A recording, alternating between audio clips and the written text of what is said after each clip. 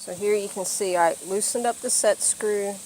I'm feeding the connector wire up through the new housing, and I've removed the top by taking off that little screw. So the body will be ready to slide back up when we get it wired. And then there's the back of the connector.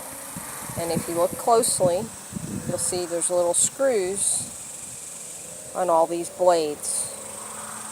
And there's basically a little diagram that will tell you what wires need to go where.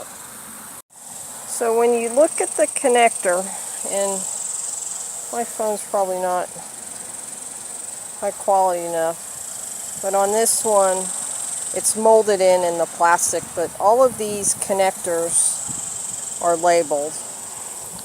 Like this one right here, where my thumb is, that one says TM right down there, and all of them as you go around are labeled. So when you get the plug, they always have these nice diagrams, and you'll be able to, for instance, some of the connectors we don't use, like there's BU, that stands for backup. That's a connector that we're not going to use on the Brenderup because it doesn't have that. However, some of these posts will be used. So what you're going to do is you take the wiring diagram for the Brenderup. Like for instance, the white wire is the ground wire. The green wire is the right stop and turn. Yellow is left stop and turn. And then you combine the black and brown for the running lights and the interior lights. Those both will go to one post.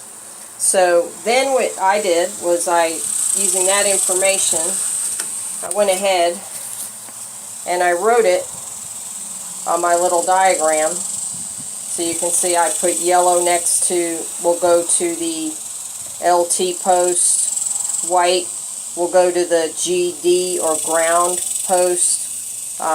Here's another one we won't use. Electric brakes will just be empty.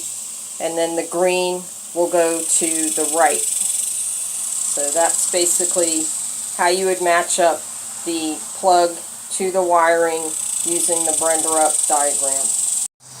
And just to show you how you connect your wires, you can see here, there's the screw. This is the one for the LT, left turn. And when you loosen up the screw, a gap kind of opens up. So what you're going to do is you'll stick your wire end into that, and you tighten up the screw really tight so that it holds the wire firmly, and that'll make your connection. And you do that for all the wires involved. And just so you can see what I did, after I cut the wires off the old connector, I used a wire stripper to prepare each end so that it'll be ready to insert into the connector. I really like this type of wire stripper. You can also use that kind, and you can buy those at any auto parts store. Usually they're around $10 or less. Okay, so I'm losing daylight, but I'm basically now where I have all the necessary wires connected to the post per the diagram. Like I said, that red and blue wire, they'll just be kind of hanging out there. The only ones that are kind of tricky is the black and brown. You want to twist those together and put the two of them on the single post. And what I'm going to do is put it all back together and see if it works. Okay, so we got everything put back together, and it's starting to get dark here. So we'll see.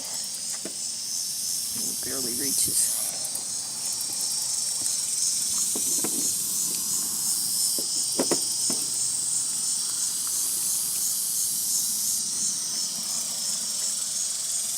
And this happens to be one of the plugs that lights up.